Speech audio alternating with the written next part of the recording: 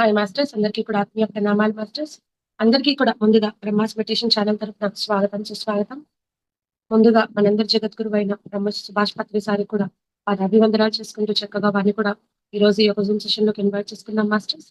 ఎంతో చక్కగా మనము ఒక్కొక్క మాస్టర్ ద్వారా అద్భుతమైన జ్ఞానాన్ని ప్రతిరోజు కూడా తెలుసుకుంటూ ఉన్నాం. ఈ రోజు చక్కటి టాపిక్ తో మనతో పాటు శ్వేత మేడం గారు మిర్యాలగూడ నుంచి మనకు జూమ్ సెషన్ కి వచ్చేసి ఉన్నారు మాస్టర్స్. మేడం తీసుకున్న ఒక టాపిక్ దైవానికి ఉండే లక్షణాలు. అంటే మనమే పరమాత్మ అని అంటున్నాము. ఆ పరమాత్ముడిగా ఉండాలి అంటే మన ఒక గుణగణాలు, మనం ఎటువంటి లక్షణాలనేవి ఉండాలి. అంటే దైవానికి ఉండే లక్షణాలు అనే ఒక చక్కటి టాపిక్ తో మనకి ఈరోజు జ్ఞానాన్ని అందిస్తారు. మేడం ముందుగా మీకు బ్రహ్మాస్ మెడిటేషన్ ఛానల్ తరఫున స్వాగతం సుస్వాగతం. Thank you so much. Over to you madam. Madam thank you. ముందుగా మనందరి గురువైన బ్రహ్మర్షి పితామహ పత్రిజీ దంపతులకు హృదయపూర్వక నమస్కారాలు. అలాగే ప్రతిరోజు ఎంతో అద్భుతమైన ఆత్మజ్ఞానాన్ని బోధిస్తున్న తటవర్తి దంపతులకు హృదయపూర్వక నమస్కారాలు.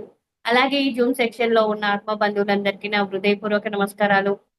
నా పేరు శ్వేత, మాది మిర్యాలగూడ.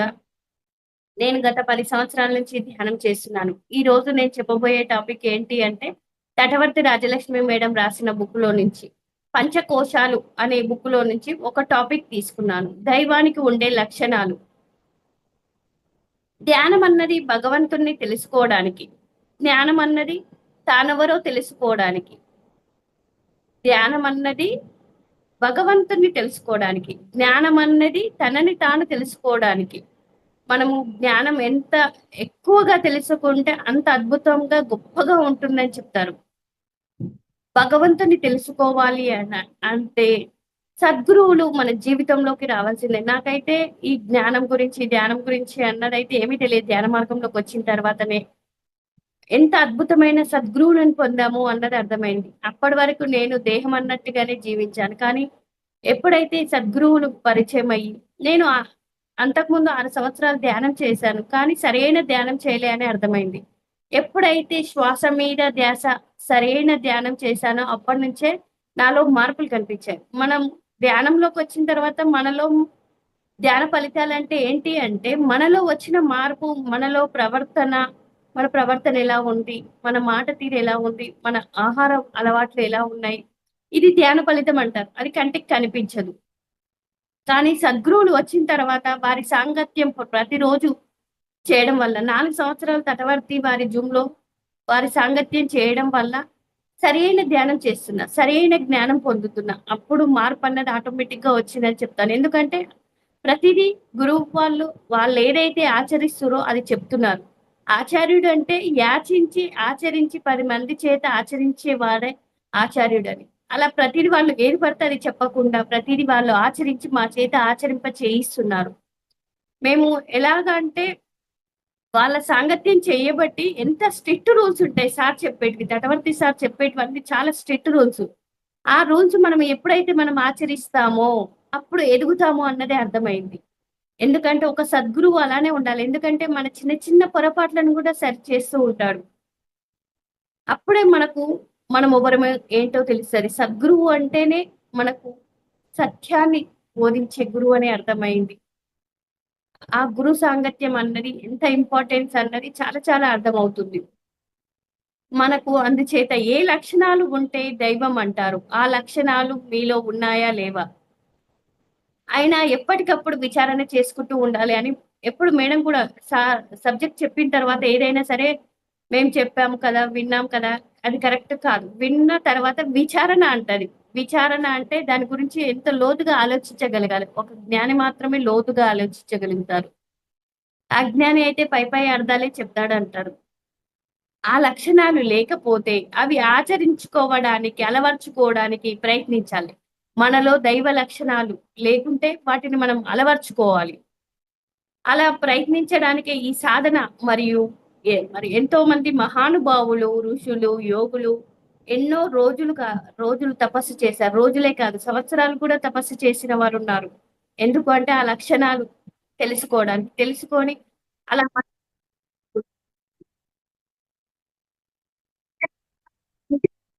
సంపాదించుకోవాలి, దైవాలుగా ఎదగాలి. ఈ ప్రయత్నం వాళ్ళకి ప్రకృతి అన్ని ఇవ్వడానికి సిద్ధంగా ఉంటుంది. అందుచేత దైవం అంటే ఎలా ఉంటాడు, దైవానికి ఉన్న లక్షణాలు ఏమిటి?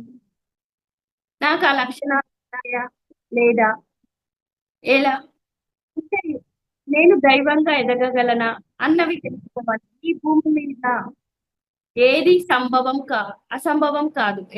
కాదన్నది లేదు. ఎందుకంటే ఏదైనా సంభవమే. ఎందుకంటే ప్రతి ఒక్కరు దేవుళ్ళు సైతం భూమి మీద మానవ జన్మ తీసుకున్న తర్వాతనే వాళ్ళు దైవాలుగా మారారు. అంటే ఏదైనా సాధించే శక్తి మనందరికీ ఉంది అని తెలుసుకోవాలి. చూడండి, ఒక ఉదాహరణ చెప్తాం ఇక్కడ. ఒక సముద్రం ఉంది. సముద్రంలో ఒక అజ్ఞాని ఏం చూస్తాడు? అలలు చూస్తాడు. పైన వచ్చే నత్తగుల్లల్ని చూడగలుగుతాడు. కానీ ఒక ఆత్మజ్ఞాని మాత్రం లోపట ఏముంది అని ఆలోచిస్తాడు.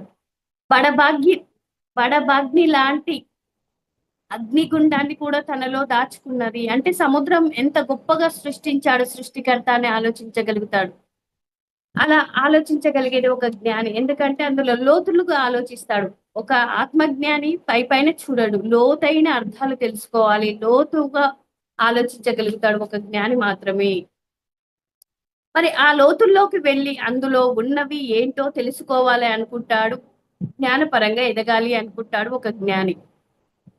అలాగే జీవుడు పైకి మామూలు వ్యక్తిలా కనబడతాడు, కానీ ఒక వ్యక్తి దైవంలా ఎలా ఎదుగుతాడు అని మహాత్ములు చెప్పడం జరిగింది. అందుచేత ఆ లక్షణాలు ఎలా ఉంటాయో తెలుసుకుందాం. ఆ లక్షణాలు ఏంటి అంటే ఒక 7 పాయింట్స్ చెప్పడం జరిగింది. అవి ఏంటి అంటే ఎవరైనా ఇవి రాసుకోవాలి అనుకున్న వాళ్ళు రాసుకోవచ్చు. వీడియో లాంచ్ చేసుకుంటే బాగుంటది మాస్టర్స్. ఎందుకంటే మనం అద్భుతమైన జ్ఞానం పొందుతున్నాం.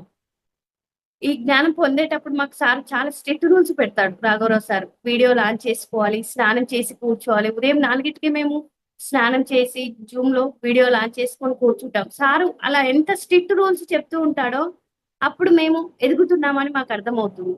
ఎందుకంటే మనము ఇప్పుడు ఇది విని వదిలిపెట్టేది కాదు. ఇది మనకు మరు జన్మకు కూడా ఉపయోగపడే జ్ఞానం ఇది. అందుకోసం రాసుకోవాలి అనుకున్న వాళ్ళు రాసుకోవాలి. పాయింట్స్ చాలా ఇంపార్టెంట్ అయినాయి. ఏంటి, మనం దైవంగా ఎదగాలంటే ఏ లక్షణాలు ఉండాలి? 1 మహాబలం, 2 మహాశక్తి, 3 మహావైభవం, 4 మహా తేజస్సు, 5 మహావివేక ప్రజ్ఞ, 6 మహా ఆధిపత్యం, 7 మహా పరిత్యాగం. మళ్ళీ ఒకసారి చెప్పుకుందాం. ఈ 7 పాయింట్స్ ఏంటి అంటే చాలా ఇంపార్టెంట్ అన్నట్టు. మనకు దైవ లక్షణాలుగా ఎదగాలి అంటే 7 పాయింట్స్ మనకు కూడా ఉన్నాయా లేవా అన్నది మనం విచారణ చేసుకుందాం.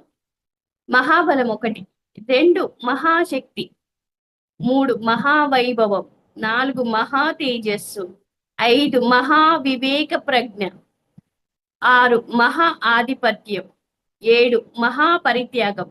ఈ 7 లక్షణాలు ఉంటే దైవంగా ఎదిగినట్లే. ఇవన్నీ మనలో ఉన్నాయా లేవా అన్నది మనకు చూసుకుందాం. అంటే ఇప్పుడు పంట పండాలి అంటే భూమి, నీరు, సూర్యుడు, పంచభూతాలు ఎలా అవసరమో మనకు ఈ శక్తులు రావాలి అంటే కూడా సాధన అన్నది చాలా ఇంపార్టెంట్. సాధన ద్వారా ఏదైనా సాధించవచ్చు. సాధన లేకుంటే ఏమీ సాధించలేము. మనము మనలో ఉన్న ఆ శక్తి తెలుసుకోవాలన్నా సాధన అన్నది చాలా చాలా ఇంపార్టెంట్. అన్ని శక్తులు నిద్రిస్తూ ఉంటాయి సాధన లేకుంటే.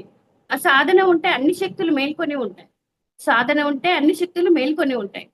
అందుకే గురువు గారు ఏం చెప్పారు? అనునిత్య సాధన అన్నాడు. అంటే ఒక రోజు చేసి ఒక రోజు మానేయడం కాదు. క్రమం తప్పకుండా ప్రతిరోజు చేయాలి. మనం బాగా అనుకోవాలి. నిన్న నేను 4 గంటలు చేశాను, ఈ రోజు ఏముందిలే రేపు చేద్దాం, ఎల్లుండి చేద్దాం అని అనుకోకూడదు. ఎప్పుడైనా మళ్ళీ మొదటికి వచ్చేస్తుంది. మన సాధనకి ఎప్పుడు బ్రేక్ ఇచ్చామా మళ్ళీ అల్దిద్దాలి మొదటి నుంచి. అలా మనం బ్రేక్ ఇవ్వద్దు అంటే అనునిత్య సాధన చేయాలి. క్రమం తప్పకుండా సాధన అన్నది ఉండాలి. శ్వాస మీద ధ్యాస, ధ్యానం అన్నది ప్రతిరోజు క్రమం తప్పకుండా చేసుకుంటూ ఉండాలి. ఆ ధ్యానం చేసినప్పుడే మనలో ఉన్న శక్తులు, అవి నిద్రిస్తున్న శక్తులు మేల్కొంటాయి. ఫస్ట్ది వచ్చేసి మహాబలం. మహాబలం అంటే ఎలా ఉంటుంది అంటే, మహాబలం అంటే మామూలు బలం కాదు. అది నీలో నిక్షిప్తంగా ఉంది, నిద్రాణమై ఉంది. అంత పెద్ద సంజీవిని పర్వతాన్ని మోయగలిగాడు. హనుమంతుల్లో ఉంది అర్ధశక్తి. అలాగే గోవర్ధనగిరి పర్వతాన్ని చిటికెన వేలు మీద ఎత్తాడు కృష్ణుడు. అలాంటి శక్తి మనకు కూడా ఉంది. ఆ బలం మనకు కూడా ఉంది అని చెప్పడమే ఉంది. కానీ మనం ఏం చేస్తున్నామంటే మనసుని పరాధీనంలో ఉంచుతున్నాం. ఎవరో వస్తారు, ఏమో చేస్తారు, వారి వల్ల మన జీవితాలు బావుంటాయి అనుకుంటున్నాము. కానీ ఎవ్వరు అది ఆ ఆలోచన అన్నది తీసేయాలి. మనం ఎంత శక్తిమంతులం అన్నది కూడా మనకు సేతు మహాశయుడు కూడా చెప్తాడు. మన శక్తి ఎంత అంటే 1000 పసిఫిక్ మహాసముద్రం అంత శక్తి మనకు ఉంది అని సేతు మహాశయుడే చెప్పడం జరిగింది.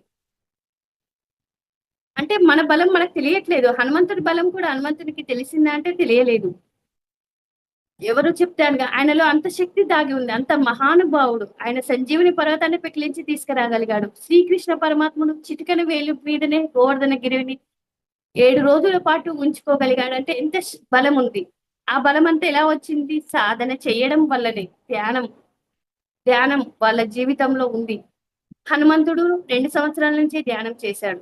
అందుకే అంత శక్తిమంతుడయ్యాడు. అంత ఆయన శరీరాన్ని వజ్రకాయంగా చేసుకోగలిగాడు. శ్రీకృష్ణ భగవానుడు 4 సంవత్సరాల నుంచి ధ్యానం చేయగలిగాడు. కాబట్టి ఆ శక్తి వచ్చింది. మనందరికి కూడా ఆ శక్తి కావాలి అంటే మనం కూడా కంపల్సరీ ధ్యానం అన్నది చాలా చాలా ఇంపార్టెంట్. అందుచేత మనం మనలో ఉన్న శక్తులు నిద్రాణమై ఉన్న శక్తుల్ని మేల్కొల్పాలి అంటే శ్వాస మీద ధ్యాస ధ్యానం అన్నది చాలా చాలా చాలా ఇంపార్టెంట్. మళ్ళీ అలాగే దానితో పాటు ఆహార నియమాలు కూడా కఠినంగా పాటించాలంటాడు గురువుగారు. ఆహారం తీసుకున్నంత మాత్రాన మనకు బలం వస్తదంటే బలం కాదు. ముందు 2 ఉండాలి. సాధన ఉండాలి, ఆహారం నియమాలు ఉండాలి. ఆహారాన్ని బట్టి మన వ్యవహారం ఉంటది. ఎలా మనం వ్యవహరించాలి అంటే మనం ఏదైతే లోనికి ఇస్తున్నామో మనకు అదే మనం అంటాడు. యేసుప్రభు కూడా నువ్వు లోనికి ఏదైతే ఇస్తున్నావో అదే మనము అని. అంటే ఇచ్చే ఆహారం కూడా చాలా సాత్వికంగా ఉండాలి. శాకాహారంలో కూడా సాత్వికమైన శాకాహారమే తీసుకోవాలి. మనము వండి పెట్టి ఫ్రిడ్జ్‌లో పెట్టి 2, 3 రోజులకు వేడి చేసుకొని తినడం అన్నది చెయ్యకూడదు. సాత్వికమైన శాకాహారం ఎప్పటికప్పుడు వండుకోవాలి. 4 కూరలు వండుకునేది ఒకటే వండుకోవాలి. పొద్దున వండింది మధ్యాహ్నం, మధ్యాహ్నం అట్లా కాకుండా వండిన ఎప్పటికప్పుడు వేడిగానే ఉండగానే తినాలంటారు. సైంటిస్ట్‌లైనా ఎవరైనా చెప్తారు. వేడిగా ఉన్న ఫుడ్ తినాలి. 45 నిమిషాల్లో వండిన పదార్థాలు తినాలి. అంటే అప్పుడు మనం తింటే మనకు అందులో నుంచి ఆ విటమిన్స్, ప్రోటీన్స్ మనకేవైతే కావాలో అప్పుడు అందుతాయి. అవి చల్లగయినంక తింటే ఏమవుతుందంటే తమో గుణాన్ని ప్రేరేపిస్తాయి. ఆ తమో గుణాన్ని ప్రేరేపించే ఆహారం తింటే మనం సాధన చెయ్యలేము. ఆహార నియమాలు ఖచ్చితంగా పాటించాలి. ఎప్పుడో శాకాహారమే కదా అని మనం వేరే ఫంక్షన్‌లో వెళ్ళి, ఒక పెళ్లిలో ఎక్కడో వెళ్ళి మనం భోజనం చేస్తాము. అది శాకాహార భోజనమే. కానీ అక్కడ పాత్ర శుద్ధి ఉంటదా అంటే ఉండదు. మనకు పత్రి సార్ కూడా పాత్ర శుద్ధి కంపల్సరీ అంటాడు. నాన్ వెజ్ వండిన దాంట్లో ఏ పదార్థమైనా తినకూడదు. అంటే మనం పాత్రలు కూడా మార్చుకోవాలి. ఇక్కడ మనం ఆలోచించవలసింది. పాత్ర శుద్ధి కూడా చాలా చాలా ఇంపార్టెంటు. నాన్ వెజ్ పాత్రలో ఆలుగడ్డ కూర వండినా, వంకాయ కూర వండినా అది మనకు తినకూడదు అంటాడు. ఎందుకు అంటే అది పదార్థ శుద్ధి ఉందా? లేదు. పాత్ర శుద్ధి కూడా చాలా ముఖ్యం. పదార్థ శుద్ధి, పాత్ర శుద్ధి, భావనా శుద్ధి ఉండాలి. మనకు వంట చేసేటప్పుడు ఎలాంటి భావనతో వంట చేస్తామో, ఆ భావన తిన్న వాళ్ళకి కూడా వెళ్తుంది అంటారు. ఒక హ్యాపీనెస్‌తో వంట చేయాలి. ధ్యానం చేసి వంట చేయండి. ఒక ధ్యాని వంట ఎవ్వరైనా తినొచ్చు అంటారు. పత్రి సారే చెప్పడం జరిగింది.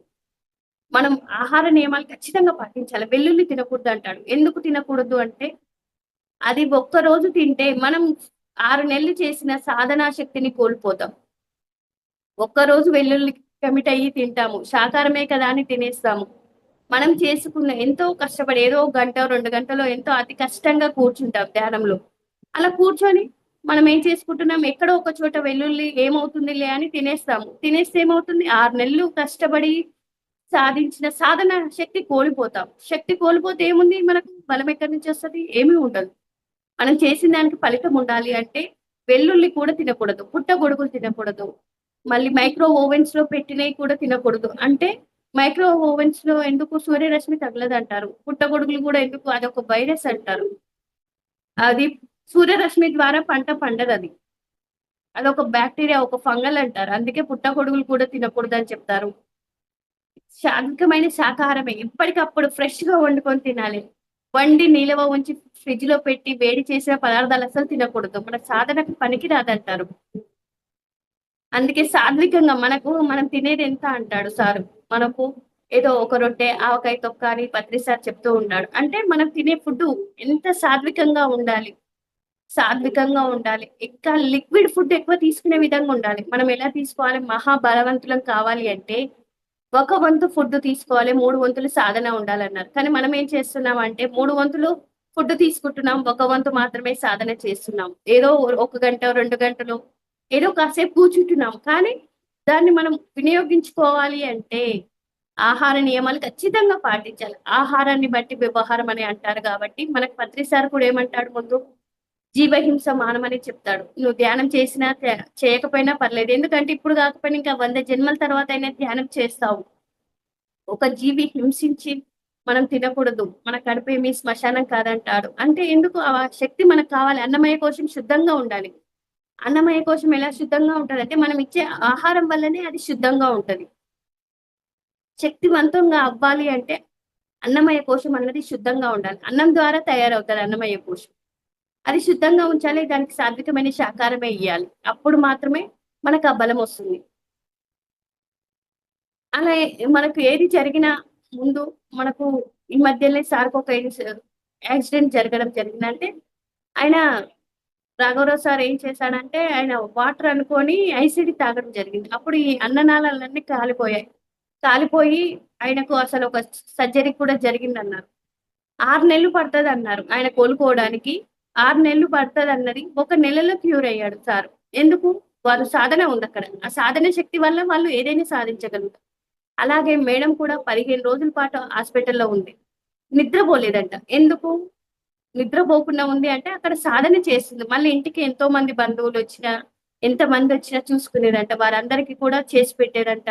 ఎందుకొచ్చారు అని అనుకోకూడదంట. మనం ఆ సమయంలో వచ్చారు అంటే మనల్ని పలకరించనీకి వచ్చినప్పుడు మనం వాళ్ళని చూసుకోవాలి. మనకు శక్తి లేదు, నాకు ఓపిక లేదు, నేను బలహీనురాలిని ఇప్పుడొచ్చారేంది అనుకోకూడదు.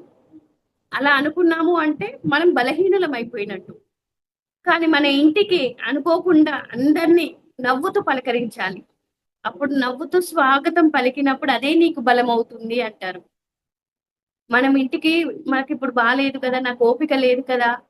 ఇప్పుడు రాకుంటే బావుండు కదా! ఇప్పుడే ఎందుకొచ్చారు కదా! అనుకోవద్దు. మన ఇంటికి వచ్చారు అంటే వారికి మనం నవ్వుతూ స్వాగతం పలకాలి. అది బలమవుతుందని చెప్పాడు. మన చూపులో బలం ఉండాలి అన్నారు. వాక్కులో బలం ఉండాలి. చేతల్లో బలం ఉండాలి. అంటే నీ వాక్కు ప్రేమపూర్వకంగా ఉంటే మంచి వాక్కు అవుతుంది. బలమైన వాక్కు అవుతుంది. అలాగే నువ్వు ఆదరణ చూపిస్తే నీ చేతల్లో బలం ఉంటుంది. అందుకే మహాబలం అన్నారు. మహాబలం అంటే మన ఇంద్రియాలన్నీ సరిగ్గా పని చేయడమే మహాబలం అని చెప్పడం జరిగింది. మహాబలం అంటే ఏందో అనుకున్నాం. ఇంద్రియాలన్నీ సరిగ్గా పని చేయడమే మహాబలం అన్నారు. అంటే సాధన వల్లనే ఈ మహాబలం వస్తుంది. సాధన క్రమం తప్పకుండా చెయ్యాలి. ప్రతిరోజు చెయ్యాలి. ఒకరోజు చేసి ఒకరోజు ఆపేయడం కాదు. ప్రతిరోజు సాధన అన్నది ఉండాలి. శ్వాస మీద ధ్యాస, ధ్యానం అన్నది చాలా చాలా ఇంపార్టెంట్ అయినది మనకు బుద్ధుడు కూడా ఆయన ఎన్నో రకాల సాధనలు చేశాడు. కానీ ఎందులో ఆయన 5 సంవత్సరాలు కఠోర సాధనలు చేశాడు. అందులో ఆయనకెక్కడ ఏమీ మార్పు లేదు. కానీ ఆయన శ్వాస మీద ధ్యాస ధ్యానం చేశాడు. శ్వాసని గమనించడమే. మనకు పత్రి సార్ కూడా తులసి దళంలో ఏం చెప్పాడంటే 2 ఆకుల గురించి చెప్తాడు. తులసి దళంలో ఒకటి నీ వాస్తవానికి నీవే సృష్టికర్తవు. రెండోదొచ్చేసి ఆనాపానసతి ధ్యానం, శ్వాస మీద ధ్యాస ధ్యానం అని చెప్పాడు. మిగతావన్నీ అర్ధరహితమైన ధ్యానాలు అన్నాడు. మనకు ఇక్కడ సారు 2 విధాలు చెప్పాడు. చెప్పింది చేయమన్నాడు. నేను ఏదైతే చెప్తానో అది చెయ్యండి. నేను చేసినట్టు చెయ్యకండి అని సారే స్వయంగా చెప్పాడు. అంటే మనం ఏం చేస్తున్నామంటే సార్ కూడా పరీక్షించడం జరిగింది. అసలైన శిష్యులెవరు? నన్ను అనుకరిస్తున్నారా? నేను చెప్పినట్టు చేస్తున్నారా? అంటే ఇక్కడ ఒక స్టోరీ చెప్తాను ఎగ్జాంపుల్. ఏంటి అంటే శిష్యులని పరీక్షించడానికి గురువు అందరిని తీసుకొని బజార్‌కి వెళ్తాడు. కాస్త ముందుకు వెళ్ళగానే అక్కడ ఒక స్వీట్ షాప్ కనిపిస్తది. అక్కడ ఏం జరిగింది అంటే ఒక స్వీట్ తీసుకొని గురువుగారు తింటారు. మిగతా శిష్యులు కూడా తీసుకొని తినేస్తారు. ఇంకాస్త ముందుకెళ్తాడు. అక్కడ పండ్ల షాప్ ఉంటది. అక్కడ ఒక బనానా తీసుకొని గురువుగారు తింటారు. శిష్యులు అది తీసుకొని తింటారు. ఇంకాస్త ముందుకెళ్తారు. అక్కడ మొక్కజొన్న బుట్టలు కాల్స్తూ కనిపిస్తాడు. అక్కడికి వెళ్ళిన తర్వాత ఏమవుతది? గురువుగారు ఏం చేస్తాడు? అక్కడి నుంచి ఒక నిప్పు తీసుకొని నోట్లేసుకుంటాడు. నిప్పు తీసుకొని నోట్లేసుకుంటే అప్పుడు శిష్యుల్ని అడుగుతాడు. తీసుకోండి మీరు కూడా. నేను తీసుకుంటే ఇప్పుడు స్వీట్ తింటే తిన్నారు. బనానా తింటే తిన్నారు. ఈ నిప్పు ఎందుకు తినరు అంటే మీ అంత శక్తి మాకెక్కడిది? అంత శక్తి సామర్థ్యాలు మాకెక్కడివి గురువుగారు అంటారు. అంటే ఇప్పుడు మనం ఇక్కడ గురువు మ్యూజిక్ పెట్టి ధ్యానం చేయించారని చెప్తారు. చెప్పింది గురువు ఏంటి? శ్వాస మీద ధ్యాస అని చెప్పాడు. మనం ఏం చేస్తున్నాము? గురువు పరీక్షించాలని మనల్ని అనుకున్నాడు. నన్ను అనుకరిస్తున్నారా, నేను చెప్పింది చేస్తున్నారా అని. ఆ శిష్యులు ఏం చేశారు? అనుకరించారు. ఎప్పటి వరకు? ఆ స్వీట్ తిన్నప్పుడు, బనానా తిన్నప్పుడు అనుకరించారు. నిప్పు తిన్నప్పుడు ఎందుకు అనుకరించారు అంటే, మీ అంత శక్తి సామర్థ్యాలు మా దగ్గర లేవు అన్నారు. అంటే ఇప్పుడు మనము ఏది చేయాలి అన్నది విచారణ చేయాలి. శ్వాస మీద ధ్యాసనే సరి అయిన ధ్యానం. మిగతావన్నీ అర్ధరహితమైన ధ్యానాలు. ఫ్లూట్ పెట్టుకొని ధ్యానం చేస్తే ఒకసారి రాజలక్ష్మి మేడం అడిగిందట. ఫ్లూట్ పెట్టుకొని మ్యూజిక్ చేస్తున్నప్పుడు మ్యూజిక్ ధ్యానం చేస్తే బాగుంది, ఎనర్జీ ఉంది అంటే పత్రి సారి స్వయంగా ఏం చెప్పాడంట? నేను ఉన్నప్పుడు వాయించినప్పుడు అది ఎనర్జీగానే ఉంటది. ఒక యోగేశ్వరుడు ఫ్లూట్ వాయించినా అది ఎనర్జీ. నేను లేనప్పుడు అది రికార్డింగ్ పెట్టుకుంటే అది ఎనర్జీ ఉండదు అని స్వయంగా సారే మేడం చెప్పారంట. ఇప్పుడు మనం ఇక్కడ మ్యూజిక్ పెట్టుకోవాలా, పెట్టుకోవద్దా? సారే పెట్టాడు కదా అని అడుగుతారు. కానీ మనం గురువు చెప్పింది చేద్దామా, చేసింది చేద్దామా అన్నది విచారణ చేయాలి. మనకు మనం విచారణ చేయాలి. అంటే ఇప్పుడు గురువును అనుకరిద్దామా, గురువు చెప్పినట్టు చేద్దామా? నేను చెప్పినట్టే చెయ్యండి, నేను చేసినట్టు చెయ్యకండి అని సారే స్వయంగా చెప్పడం జరిగింది ఒక సందర్భంగా. అంటే మనం ఏం చేయాలి? చెప్పింది చేయాలా అన్నది విచారణ చేయాలి. ఆయన చెప్పింది చేద్దామా, శ్వాస మీద ధ్యాస చేద్దామా, ఫ్లూట్ టు మ్యూజిక్, సంగీతము, కర్మ విభాగ ధ్యానాలు, సంకల్పాలు పెట్టి ధ్యానం చేద్దాం. అప్పుడు ఏమవుతుంది అంటే మనసు పని చేస్తూనే ఉంటది. ఇప్పుడు మనం మ్యూజిక్ వింటున్నాం, 2 గంటలు కానీ గంట కానీ మ్యూజిక్ వింటున్నాం. వింటున్నప్పుడు ఏంటి? ఇప్పుడు మనం మానవుడు అంటే 3 కలిపి మానవుడు. శరీరము, మనసు, ఆత్మ కలిపి మానవుడు. ఇప్పుడు మనము శరీర స్థితిలో ఉన్నాం. శరీర స్థితిలో కళ్ళు మూయగానే ఏ స్థితిలో ఉంటాం? మనస్థితిలో ఉంటాం. మనస్థితిలో ఉన్నప్పుడు ఏం జరుగుతుంది? ఆలోచనలు వస్తూ ఉంటాయి. అది కట్ చేసి శ్వాసని గమనిస్తూ ఉండాలి. కానీ మనం ఏం చేస్తున్నాం? మ్యూజిక్ వింటున్నాం. మనం మనసుని డైవర్ట్ చేస్తున్నాం. ఇక్కడ ఆలోచనలు ఖాళీ కావాలి అన్నారు. మనం ఏం చేస్తున్నాం? డైవర్ట్ చేస్తున్నాం. ఇప్పుడు డైవర్ట్ చేస్తే ఏమవుతుంది? ఇప్పుడు 2 గంటలు కానీ 3 గంటలు కానీ గైడింగ్ చేసినంత సేపు కూర్చోవడానికి బాగుంటుంది. అలా కూర్చొని మనం ధ్యానం చేశామా అంటే చేయలే. ఆలోచన రహిత స్థితిలో ధ్యానం చేసినట్టు అన్నాడు. అంటే మనసు పని చేయని స్థితి అన్నాడు. మనసు పని చేయని స్థితి ఎక్కడుంది? మనం గైడింగ్ చేసిన, సంకల్పాలు పెట్టిన, మ్యూజిక్ పెట్టిన మనసు అన్నది పని చేస్తూనే ఉంది. మనసు ఒక పని చేస్తుంది. శ్వాసని గమనించమైనా గమనిస్తుంది, మ్యూజిక్ అయినా వింటది, మాటలైనా వింటుంటది. కానీ అక్కడ మన ఏం చేస్తుంది మనసు? మ్యూజిక్ పెట్టినంతసేపు మ్యూజిక్ మీదనే ఉంటుంది. అంటే మనసు పనిచేస్తుంది. ఇక్కడ ఏం చెప్పాడు సార్ మనకు? ధ్యానం అంటే మనసు పని చేయని స్థితి అన్నాడు. శ్వాస మీద ధ్యాస పెట్టు. మనకు ఆలోచనలు వస్తూ ఉంటాయి. శ్వాస మీద ధ్యాస పెట్టినప్పుడు ఆలోచనలు వస్తాయి. ఫస్ట్ ఎలా ఉంటుందంటే ఫస్ట్ 50 ఆలోచనలు వస్తాయి. తర్వాత మళ్ళీ ఏం చేస్తాం? నేను శ్వాసని గమనించాలి అన్నప్పుడు కొంచెం కట్ అవుతాయి. 50 కాస్త 40కి వస్తాయి. 40 కాస్త 30కి వస్తాయి. 30 కాస్త 20కి వస్తాయి. 20 కాస్త 10 అయితే 10 కాస్త శూన్యానికి వస్తాం. శూన్యానికి వచ్చినప్పుడే విశ్వమయ ప్రాణశక్తి తీసుకుంటాం. కానీ మనకు మనసు పని చేస్తున్నంతసేపు ధ్యానం చేయనట్టే లెక్క అంటాడు సార్. మనం ఎప్పుడైతే మనసు పని చేయని స్థితిలో ధ్యానం చేస్తేనే సరి అయిన ఫలితాలు పొందుతాము, సరి అయిన జ్ఞానం పొందుతాము. విశ్వమయ ప్రాణశక్తి రావాలి అంటే శ్వాస మీద ధ్యాస పెట్టి ధ్యానం చేయాలి. గురువు చెప్పింది చెయ్యాలి, కానీ చేసింది చెయ్యకూడదు అన్నది మనకు మనం విచారణ చేసుకోవాలి. శ్వాసానుసంధానం కావాలి అన్నాడు. ఆలోచనలు వచ్చినప్పుడల్లా కట్ చేస్తూ ఉంటాం, శ్వాసను గమనిస్తాం. మళ్ళీ మనకి ఇంకో ఎగ్జాంపుల్ చెప్తాం. బాగా మనసు బాగా చికాకుగా ఉంటది. అప్పుడు మనం ఏం చేస్తూ ఉంటాము? ఏదో ఒక సినిమా పెట్టడం కానీ, ఫోన్ చూడడం కానీ, ఒక సీరియల్ చూడడం కానీ చేస్తాం. అప్పుడు ఏమవుతుంది? ఒక గంట సేపు కానీ 2 గంటలు కానీ మనసు అన్నది ఏమవుతుంది? ఆ సినిమా మీదికి పోతుంది. కానీ ఆలోచనలు అన్నీ అక్కడ అలానే ఉన్నాయి. ఖాళీ కావడం వేరు, డైవర్ట్ కావడం అన్నది వేరు. మనకి ఇప్పుడు మ్యూజిక్ పెట్టుకొని చేస్తున్నాం. చేసినంతసేపు బాగుంటుంది, కూర్చోవడానికి బాగుంటుంది. కానీ ఆలోచనలు ఖాళీ అవుతున్నాయా? అవ్వట్లేదు. మళ్ళీ మనం ఏం చేస్తున్నాం? మళ్ళీ ఎప్పుడైతే ఆ సినిమా ఆఫ్ చేసి మళ్ళీ ఎప్పుడైతే కూర్చుంటున్నామో ఆ ఆలోచనలు మళ్ళీ వస్తున్నాయి. అంటే ఖాళీ కావట్లేదు, డైవర్ట్ అవుతున్నాయి ఆలోచనలు అన్నది ఆలోచించాలి. ఖాళీ కావాలి ఇక్కడ. మనసు పని చేయని స్థితికి రావాలి అంటే శ్వాస మీద ధ్యాస, నిశ్శబ్ద ధ్యానమే చేయాలి. శబ్దం నుండి నిశ్శబ్దంలోకి వెళ్ళాలి. అప్పుడు మనం సరి అయిన ఫలితాలు పొందుతాం. సమయాన్ని వృధా చేసుకొని చేసే ధ్యానం అంతా వ్యర్థమే అవుతుంది. ఎంతమందికి మనం మిస్‌గైడింగ్ చేస్తే అన్ని జన్మలు ఎత్తవలసి వస్తుంది అని సారే చెప్పడం జరిగింది. అంటే ఇప్పుడు మనం ఏం పెట్టాలి? ఏం పెట్టి చెయ్యాలి? అన్నది మనకు మనం విచారణ చేసుకుందాం. సరైన ధ్యానం చేసి జ్ఞానం పొందుదామా? ఆ మ్యూజిక్ పెట్టినంత సేపు మనసు పని చేసినానే అదే చేద్దామా? మనసు ఎప్పుడైనా ఒక పనే చేస్తుంది తప్ప 2 పనులు చెయ్యదు. కాబట్టి మనం ఆలోచనలు వస్తూ ఉంటే వాటిని కట్ చేస్తూ శ్వాసని గమనిస్తూ ఉన్నప్పుడు ఆలోచనలు ఖాళీ అయితాయి. ఒకానొక స్థితిలో ప్రతిరోజు అదే సాధన చేయడం వల్ల శూన్య స్థితికి వెళ్తాం. ఫస్టు మనసు నిశ్చలంగా ఉంటది. చంచలంగా ఉంటది. చంచల మనసుని నిశ్చలం చేయాలి. నిశ్చల మనసు నిర్మలం అవ్వాలి. నిర్మల మనసు శూన్యం అవ్వాలి. అదెప్పుడొస్తుంది? తీవ్రాతి తీవ్ర సాధన. గంటలు గంటలు సాధన చేయాలి. గంటలు గంటలు సాధన అంటే తీవ్రాతి తీవ్ర సాధన అన్నాడు. తీవ్రాతి తీవ్ర సాధన మనం ఇప్పుడు 3 గంటలు కూర్చుంటే 3 గంటలు 3 నిమిషాల్లా గడిచిపోయినప్పుడు అది తీవ్ర సాధన అవుతుంది. మనం సమయం తెలియకూడదు. మనం కూర్చున్నప్పుడు ధ్యానానికి గంట కూర్చున్నామా, 2 గంటలు కూర్చున్నామా, 3 గంటలు కూర్చున్నామా, సమయం అన్నది తెలియకుండా ఉంటే అది తీవ్రాతి తీవ్ర సాధన అన్నారు. సమయం తెలిసేదాకా ఇప్పుడు గంట కూర్చున్నా ఎప్పుడు గంట అయిద్దా అల్లారం పెట్టుకొని కూర్చున్నాం ఇంకా అల్లారం మోగట్లేదు అనుకుంటున్నామా అంటే అది సరైన ధ్యానం కాదు. మనం నిశ్శబ్ద ధ్యానమే చేయాలి. శ్వాస మీద ధ్యాస ధ్యానమే సరైన ధ్యానం అని తులసి దళంలోనే పత్రిసారి చెప్పడం జరిగింది కదా. మనం ఏమి అనుకరిస్తున్నాం ఏంటి అన్నది మనకు మనం విచారణ చేద్దాం. మహాబలవంతులం కావాలి అంటే ఇంద్రియాలన్నీ సరిగ్గా పని చేయాలి. ఆ ఇంద్రియాలు పని చేసినప్పుడే మనకు మహాబలవంతులం అవుతాము. చూడండి భీముడిని మహాబలవంతుడుగా అన్నారా?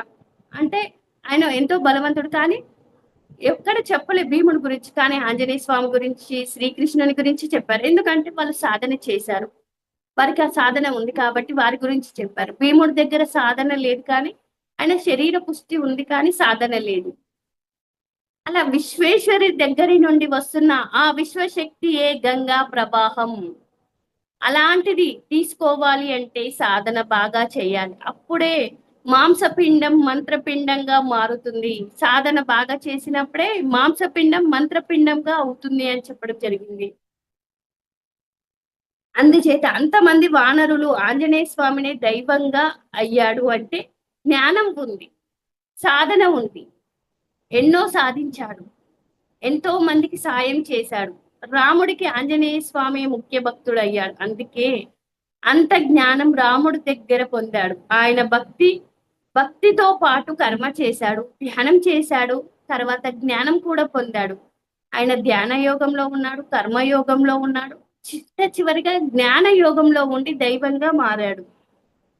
అలా మనం కూడా ఒక మంచి సద్గురువుని పొంది మంచి సాధన నేర్చుకొని ఎలాంటి ఆహారం శరీరానికి మంచిదో తెలుసుకొని అలాంటి ఆహారం తింటే శారీరక శక్తి పెంచుకోవచ్చు. అంటే మనం సద్గురువుని నేనైతే పత్రి సార్ లాంటి గురువుని, రాఘవరావు సార్ గురువుని, రాజలక్ష్మి మేడం గురువుని ముగ్గురిని పొంది అదృష్టవంతులని చెప్తాను. ఎందుకంటే అందరికీ జ్ఞానం మీద ఆసక్తి ఉంది అంటే 300 జన్మలు దాటిన వాళ్ళు అంటారు. జ్ఞానం మీద ఆసక్తి అంటే 350 జన్మలు దాటిన వాళ్ళే జ్ఞానం మీద ఆసక్తి ఉంది అంటారు. ఇప్పుడు మీరైనా ప్రతిరోజు సమయానికి వస్తున్నారు అంటే ధ్యాన ఆసక్తి, జ్ఞాన ఆసక్తి అన్నట్టు. అంటే ప్రతిరోజు ఒక మాస్టర్ వస్తారు, ఏమో సందేశం ఇస్తాడు. అందులో నేను తెలుసుకోవాల్సింది ఏముందో, నేను ఆచరించవలసింది ఏముందో సమయానికి వస్తున్నాము అంటే జ్ఞానం మీద మనకు ఆసక్తి ఉంది కాబట్టే వస్తున్నాము. లేకుంటే మనం ఎందుకు వస్తాము? రాము కదా. అంటే జ్ఞానాసక్తివి కొద్ది మందికే ఉంటది. ఇప్పుడు కోట్ల మంది ఉన్నారు. కోట్ల మంది ధ్యానం చేస్తున్నారంటే ధ్యానం చేయరు. అందులో జ్ఞానం మీద ఆసక్తి చాలా స్వల్పం అంట. 1% ఉన్నారంట జ్ఞానం మీద ఆసక్తి. ధ్యానం చేసే వాళ్ళు 9% ఉంటే ప్రాపంచికంగానే మొత్తం ఉన్నారు. పాప పుణ్యాలు చేసే వాళ్ళు 9%, ధ్యానం చేసే వాళ్ళు 1%, జ్ఞానం పొందే వాళ్ళు ఇంకా అందులో 0.001% ఉన్నారంట. అంటే మనం ఏ పర్సెంట్ లో ఉన్నాము? ఆ 0.0% లో మనం ఉన్నాము అంటే మనకు అర్హత వచ్చింది. ఆ పరమాత్మ మనకు అర్హత ఇచ్చాడు. దాన్ని సద్వినియోగం చేసుకోవాలి. సద్వినియోగం చేసుకుంటేనే సరి అయిన ధ్యానం పొందుతాము. జ్ఞానమైన ఏదైనా రావాలి అంటే సద్వినియోగం. ఇప్పుడు మనకు తెలిసింది చాలా కొద్ది మందిలో మనకు తెలిసింది అంటే మనం చాలా చాలా అదృష్టవంతులమే అని చెప్పుకోవాలి. అలా నా శరీరంలో బలం ఏమీ లేదు అంది మేడం. 15 రోజులు నిద్రపోకున్నా కూడా ఇన్ని పనులు వచ్చినోళ్ళని చూసుకుంటుంది అంటే సాధన ఉంది నా దగ్గర. సాధన శక్తి వల్లనే నేను ఇవన్నీ చెయ్యగలిగాను అని మేడం చెప్పడం జరిగింది ఇక్కడ. అలాంటి స్థాయికి ఎదగాలి అంటే అవకాశాలు మనందరికీ ఉన్నాయి. పత్రి గారు తపన అంతా కూడా మనమందరం దైవాలుగా ఎదగాలి. మరి మనం కూడా సాధన ద్వారా అంత బలవంతులం, శక్తిమంతులం కావచ్చు అని చెప్పడం జరిగింది. అంటే ఏ దానికైనా సాధన, ఆహార నియమాలు ఖచ్చితంగా పాటించాలి. ప్రతిరోజు క్రమం తప్పకుండా సాధన ఉండాలి. ఆహార నియమాలు పాటించాలి. అలాగే మహాశక్తి అన్నది ఇక్కడ రెండో పాయింట్ వచ్చేసి మహాశక్తి. విశ్వశక్తి తీసుకోవడం అన్నది ధ్యానం ద్వారా మాత్రమే సాధ్యమవుతుంది. అందుకే ఉన్న శక్తి కంటే ఇంకా గొప్ప శక్తివంతులు కావాలి అంటే ఎవరైనా సరే శ్వాస మీద ధ్యాస ధ్యానం చేయాల్సిందే. మహాశక్తిమంతులు అయినప్పుడే దైవంగా ఎదగగలిగే స్థితి వస్తుంది. మరి ఆ మహాశక్తి రావాలి అంటే ఎక్కువ సేపు ధ్యానం చేయాలి. యోగులు, మహాత్ములు, మహర్షులు కళ్ళు మూసుకొని ఊరికే కూర్చోలేదు. వాళ్ళు అతి శక్తివంతులు కావాలి అంటే రోజులే కాదు సంవత్సరాల తరబడి అలా సాధన చేశారు. అలా సంవత్సరాల తరబడి దేహాన్ని ధ్యాన సాధనకు వాడుకున్నారు. శరీరాన్ని భోగాల్లో ఉంచితే రోగాల పాలవుతుంది. అదే యోగంలో ఉంచితే అమిత శక్తివంతులం అవుతారు. అందుకే ఈ చిన్న రహస్యం మనకు తెలియక మనం ఎంతసేపు భోగాల మీద చూపిస్తున్నాము. కానీ భోగాల కోసం ఉంచితే మన శరీరం రోగాల పాలవుతుందంట. యోగం మీద ఉంచితే మహాశక్తివంతులం అవుతాము. శరీరం భోగాల్లో ఉంచుతున్నారు. సుఖ పెట్టడం తప్పు కాదు, కానీ ఎప్పుడూ భోగంలో ఉండాలని కోరుకోవడం తెలివి తక్కువతనం అన్నారు. అందుకే శక్తివంతులు కావాలి అంటే ఎక్కువ సాధన చేయాలి. అలా తీవ్ర సాధన చేసినప్పుడే అష్టసిద్ధులు వశమవుతాయి. ఇవన్నీ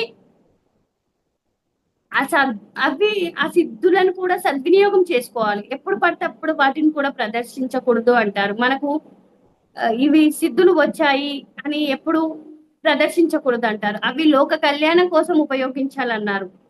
రాముడు కానీ కృష్ణుడు కానీ అవన్నీ ఆంజనేయ స్వామి కానీ వాళ్ళు లోక కళ్యాణం కోసమే వారి సిద్ధులను ఉపయోగించారు. కానీ ఎప్పుడు పడితే అప్పుడు సిద్ధులను ఉపయోగించారు. మనం సిద్ధులను ఉపయోగిస్తే వచ్చిన శక్తి కోల్పోతామంటారు. అష్టసిద్ధులు చెప్పారు. ఏంటి అంటే అష్టసిద్ధులు అవి లోక కళ్యాణం కోసం చేసేవారికి ఆ శక్తులు మనం ధ్యానం చేస్తూ ఉంటే ఎంతో అంత శక్తి పొందుతాము.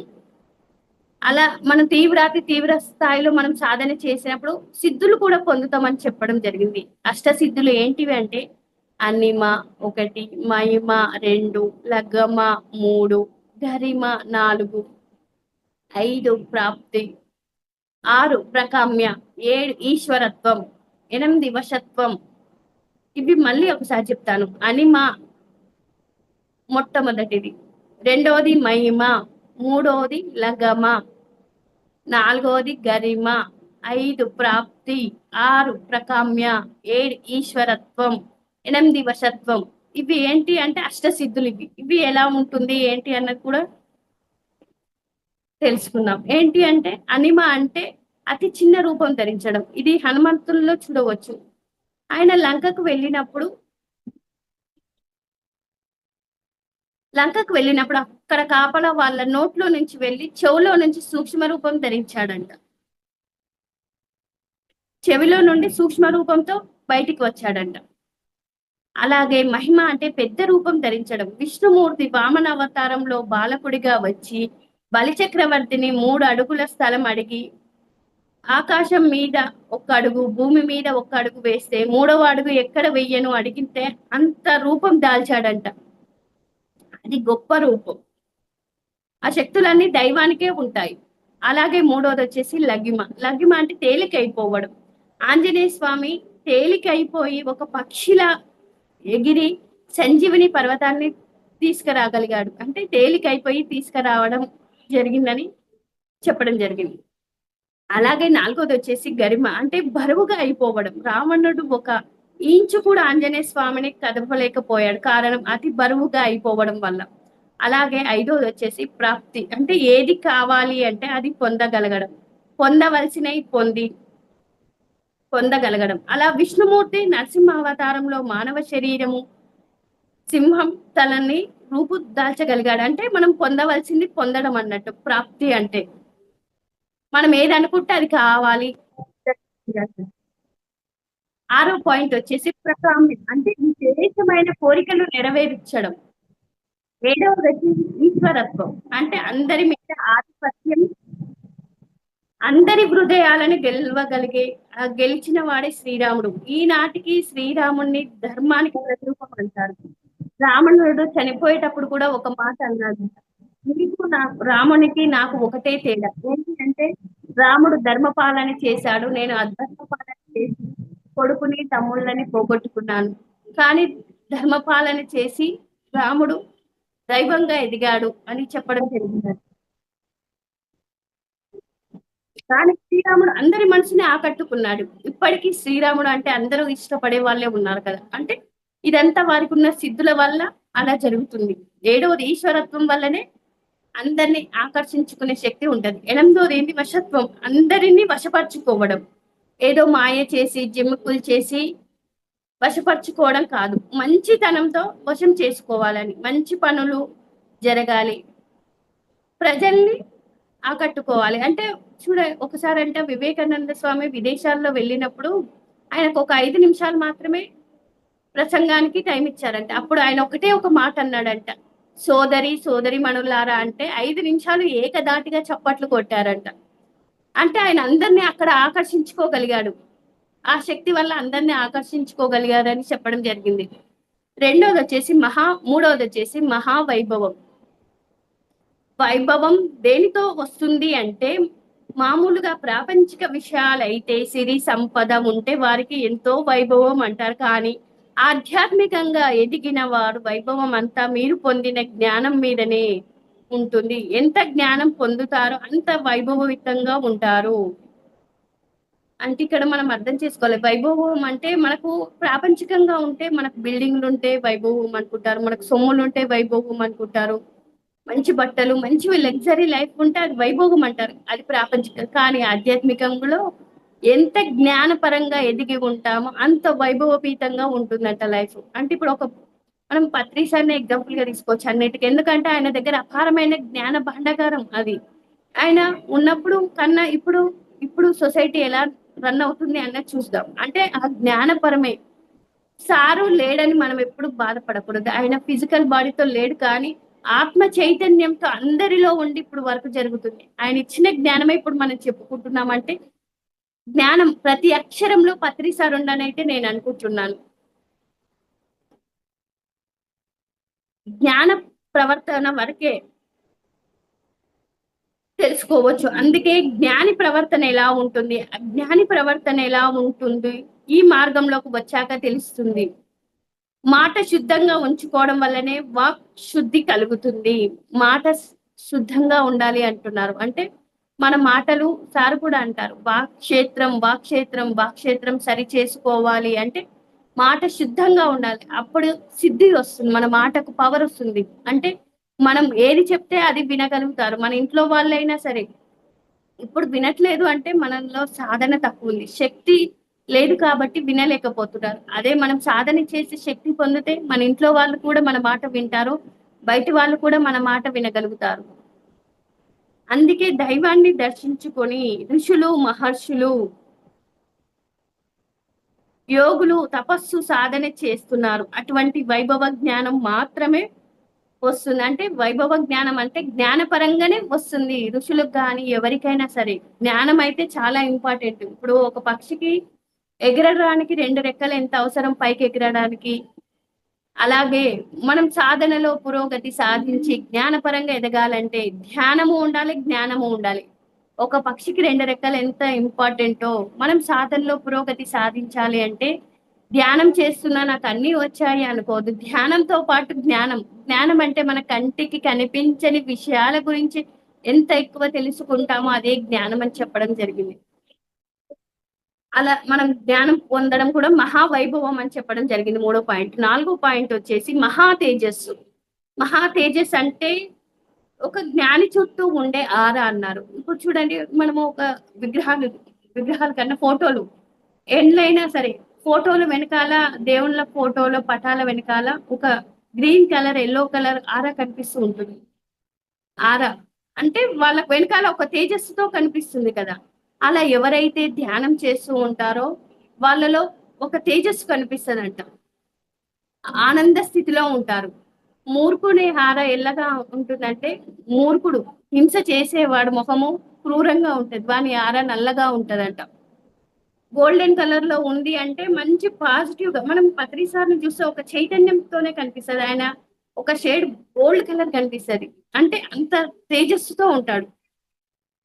ఆ తేజస్వి ఎవ్వరిలో కనిపించదు. ఎందుకంటే ఆయన ఎప్పుడు ఆనంద స్థితిలో ఉన్నాడు. బాగా ధ్యానం చేశాడు. అది బాగా మనం ధ్యానం చేస్తే మన ఫేస్ కూడా నవ్వుతూ ఉన్నట్టు ఉంటది. మనం ధ్యానం చేయనప్పుడు విచారంగా ఉంటుంది. అదే హింస చేసేవాడు ఒక మటన్ షాప్ లో మటన్ కొట్టే వాని ఫేస్ ఎప్పుడు ఎలా ఉంటది? అది క్రూరంగానే ఉంటది. ఎందుకంటే ఎప్పుడు హింసతోనే ఉంటుంది కదా. ధ్యానం చేసే వాళ్ళది ఎప్పుడు ఆనంద స్థితిలో ఉంటుంది. మనకు మంచిగా ధ్యానం కుదిరినప్పుడు కూడా ఒక ఆనందకరం అనిపిస్తది. ఆత్మ నుంచి వస్తుంటది ఆ ఆనందం అంతా. దైవ స్థితిలో ఉన్న వారు అంతా తేజస్సుతో వెలిగిపోతూ ఉంటుంది. గమనిస్తే బాగా ధ్యానం చేసేవారి ముఖం ఎప్పుడు చిరునవ్వుతో ఉంటుంది. హింస చేసేవాడి ముఖం ఎప్పుడు క్రూరంగానే ఉంటుంది. దైవాన్ని కానీ, ప్రకృతిని కానీ, గురువుని కానీ విమర్శించే వాళ్ళు తేజస్సు ఆటోమేటిక్ గా తగ్గిపోతుంది. అలా సాధన చేసి జ్ఞానం పొందుతూ ప్రకృతిని, పరమాత్మకి, గురువుకి విధేయుడవై ఉండు. తేజస్సు పెరుగుతూ ఉంటుంది. ప్రకృతి ఒక జ్ఞానికి లొంగి ఉంటుంది. అందుకే ఒక జ్ఞాని ప్రకృతిని శాసించగలదు. అందుకే ప్రతివ్రతలు సూర్యుడిని ఉదయించకూడదు అంటే ఉదయించకుండా ఉన్నది అన్నారు. మనకు ధ్యానం చేయనప్పుడు ఏమని తెలిసిందంటే ప్రతివ్రతలు అంటే పతిని పూజించే వాళ్ళు ప్రతివ్రతలు అని చెప్పడం జరిగింది. కానీ ఇక్కడ ప్రతివ్రతలు అంటే వారు తీవ్ర సాధన చేసిన వారు అని చెప్పడం జరిగింది. అంటే మనం తీవ్ర సాధన చేశారన్నది కూడా తెలుసుకోవాలి. మానవుని తేజస్సు సాధన పెరిగే కొద్దీ జ్ఞానం పెరిగే కొద్దీ పెరుగుతుంది. అంతేకాదు ఆహార నియమాలు, వ్యవహారాలు కూడా చాలా ముఖ్యం.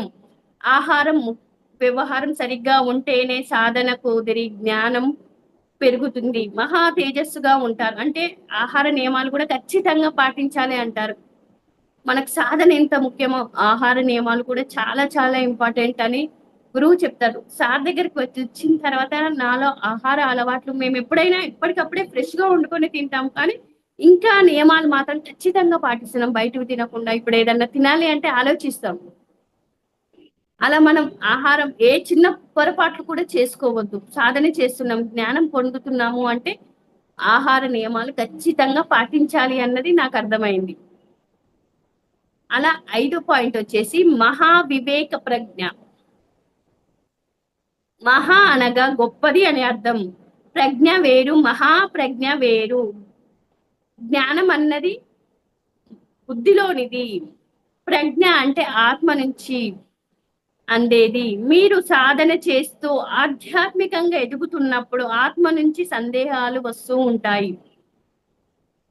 అవి జీవితంలో అమలు చేసుకున్నప్పుడు మీరు ఎంతో ప్రజ్ఞావంతులు అవుతూ ఉంటారు. దైవానికి గల లక్షణాల్లో మహావివేక ప్రజ్ఞ ఒకటి. ఎంత సాధన చేసినా మీరు లోక కళ్యాణం కోసం కోరుకుంటే దైవంగా ఎదగగలరు. లోకంలో ఎంతో మంది మహానుభావులు సాధన చేసి ప్రజ్ఞ పొంది లోక కళ్యాణం కోసమే తమ జీవితాలను అంకితం చేశారు. పత్రి గారు అందరికీ పొందిన జ్ఞానాన్ని పంచండి అని చెప్పడం జరిగింది. అదే నేర్పించారు మనకు. మొట్టమొదటిగా పత్రి సార్ నువ్వు ఏ నేర్చుకుంటే ఏ చెప్పు, బి నేర్చుకుంటే బి చెప్పు. మొట్టమొదటి రోజు నువ్వు ధ్యానం చేస్తే తెల్లారే ధ్యానం చెప్పమని చెప్పాడు. అంటే మనకు పంచడం అన్నది ముందు నుంచే చెప్పాడు. పంచింది ఏదైనా పెంచబడుతుంది, దాచింది ఏదైనా దోచబడుతుంది అన్నది నేను తెలుసుకున్నాను. దైవ స్థితిలో ఉన్నవారు ఎప్పుడు ఇవ్వడమే కానీ తీసుకోవడం తెలియదంట. దైవ స్థితిలో ఉన్నవారికి ఎప్పుడు, అదే దేహ స్థితిలో ఉన్న వారికి ఏంటి ఎప్పుడు తీసుకోవాలి అన్నట్టుగా ఉంటుంది. దైవ స్థితిలో ఉన్న వాళ్ళు ఎప్పుడు ఇస్తూ ఉంటారు. ఇస్తూ ఉంటేనే ఆనందం అని. అంటే మీరు ప్రజ్ఞావంతులు అవుతున్నారు అని తెలుస్తుంది. మానవుడి కింద మానవుని కింద పడేసేది అహంకారం అంట. మేడం ఎప్పుడు ఒక మాట చెప్తుంటారు తటవర్తి రాజలక్ష్మి మేడం. అహంకారికి ఆత్మ జ్ఞానం అవ్వదు. అహంకారం వచ్చింది కూడా మనకు తెలియదంట. ఇది నా గొప్ప, నా వల్లనే జరుగుతుంది, నేను మాత్రమే చేయగలను, నేను నేను అంటూ ఉంటాం. కానీ ఇక్కడ నేను అన్నది ఏదీ లేదు అన్నది మనం తెలుసుకోవాలి. ఆ పరమాత్మ మనకు ఒక అవకాశం ఇచ్చాడు. ఆ భగవంతుడు మనకు ఒక అవకాశం ఇచ్చాడు అన్నది అనుకోవాలి తప్ప, అన్నిటికీ నేను నేను నేను అనుకుంటే అహంకారం పెరిగితే పతనం అయిపోతాము అన్నది కూడా చెప్పడం జరిగింది. ఆత్మ నుండి ప్రజ్ఞ అందకుండా పోతుందంట. అహంకారం పెరిగితే ఆత్మ నుండి వచ్చే ప్రజ్ఞ పొందకుండా పోతుంది. నీకున్న శక్తిని జ్ఞానం కోసం ఖర్చు పెట్టు, అంతేగాని అజ్ఞానుల కోసం, అవివేకుల కోసం, లోక వినాశనం చేసే వాళ్ళ కోసం ఖర్చు పెట్టకూడదు. ఒక సంతోషంతో పాటు పరుల సుఖం ఆలోచించగలిగే వాడే గొప్పవాడవుతాడు.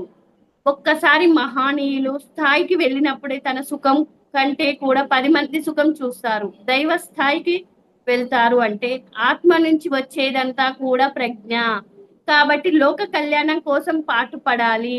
ఇదే మహాప్రజ్ఞ. మన కోసం మనం ఇప్పుడు ఏదైనా మనం ఆత్మ నుంచి వచ్చింది అంటే అది ప్రజ్ఞ. అది ఇంకా లోక కళ్యాణానికి ఉపయోగించాలి. మన దగ్గర ఏది ఉన్నా సరే పంచాలి అన్నాడు. తన్ మన్ ధన్ ఏ విధంగా అయినా సరే మనం విశ్వ కళ్యాణం కోసం చేస్తే ఆ విశ్వేశ్వరుడు మనని చూస్తాడు అని. అంటే ఇది మనం పంచడము అన్నది ఏదైనా సరే అది మన ప్రజ్ఞ నుండి రావాలి, అంతర్ప్రజ్ఞ నుండి. అది మహాప్రజ్ఞగా అవుతుంది. అంటే మనం అన్ని ఇప్పుడు విశ్వ కళ్యాణానికి ఉపయోగపడే వాటికి మన ధనాన్ని కానీ, మన వాక్కుని కానీ, మన సమయాన్ని కానీ ఇవ్వాలి అన్నది నేను తెలుసుకున్నాను.